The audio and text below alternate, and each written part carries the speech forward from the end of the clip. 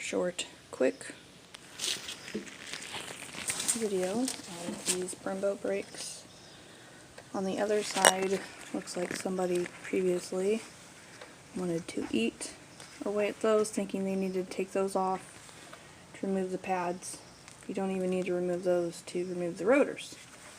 Don't touch those. No.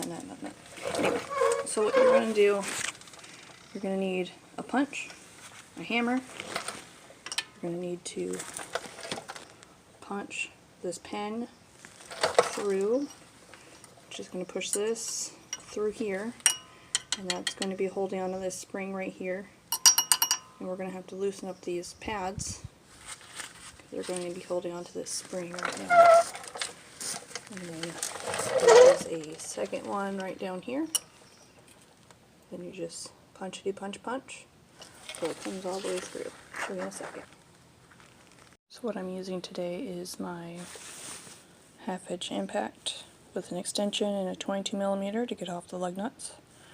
Just a regular hammer, a little punch, a couple pry bars, just a little pry bar and then a flat head, whichever works. You can use your hands to press in the pistons too. I prefer those just because in that way you can hold both at once. Once I get the wheel off, I turn the wheel so that I have easier access to the caliper itself. If you have the wheel turned, very easier to get this through here, and then you're able to pull this part out on that side. Always be safe, use a jack and a jack stand every time. My wheel is currently on the wall, not underneath the vehicle. Typically I do put the wheel under the vehicle just in case anything happens. I have an extra catch because I'd rather the wheel get hurt rather than me. Alright guys. I'm not going to be able to do this one-handed, but I just wanted to show you that's the pin that was in there. This is the spring that's going to be holding it down.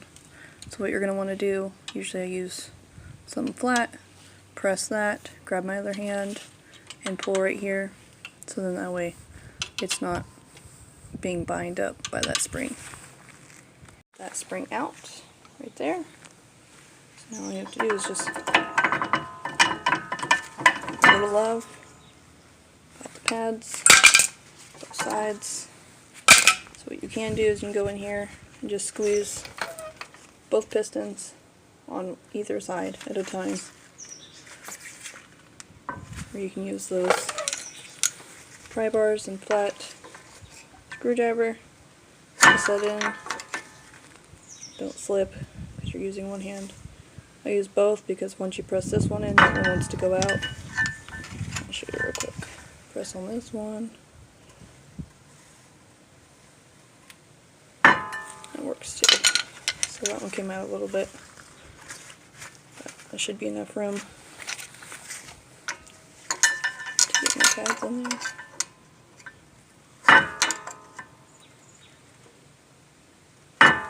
That should be good. I'll do that side.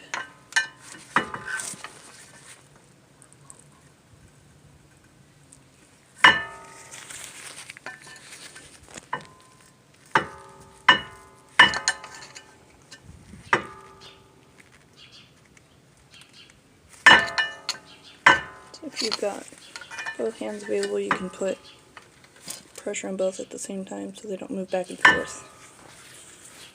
And then you just get the new pads and throw them in there. I mean, gently throw them in there. Mine, I went with these guys. Let's see. No, just a little love, back and forth.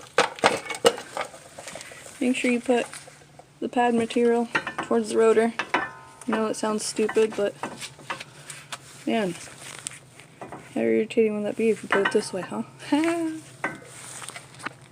It'd be kind of noisy. It'd still stop though.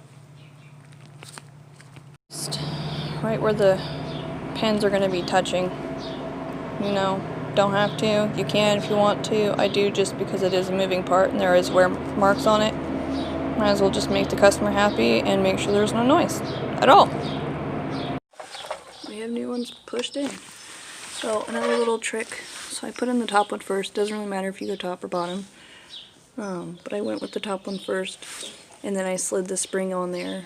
And then once I was pushing this pin in, I was pushing this spring down so then I can slide pushing this part down, which is not easy to do when I'm concentrating on the phone. But I pushed this down and then I slid the pin in here and then just tapped it on the back side right here. Let's see. Right there. Right there. Tapped it in. Make sure it's in. Nice and snug. Some grease. Gonna straighten out the wheel. Put the other wheel on. And then torque it down the spec. And we're all done with the fronts.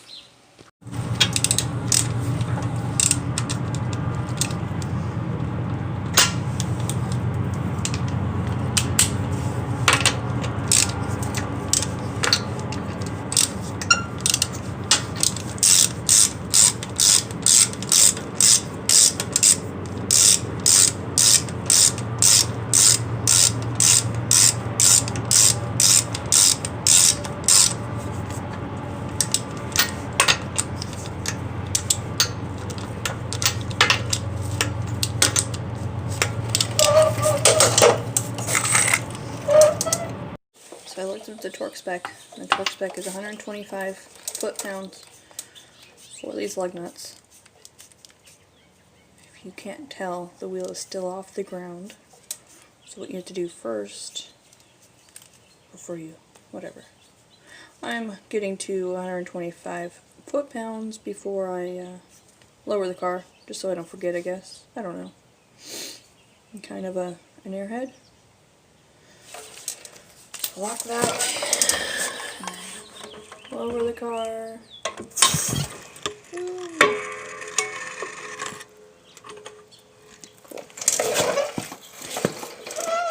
You guys are right next to my jack.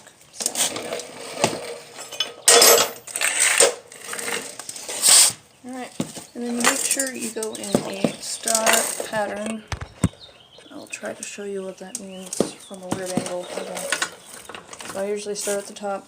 I already decided to, I use a ratchet to tighten everything down so then that way I don't use my torque wrench as a ratchet, because that's not its purpose.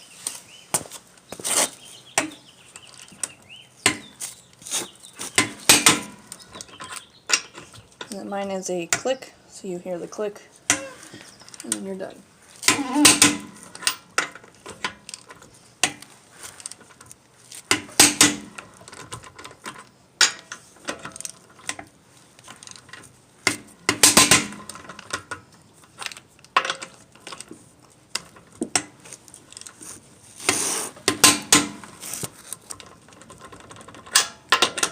I'm going to go all the way around one more time, just to confirm.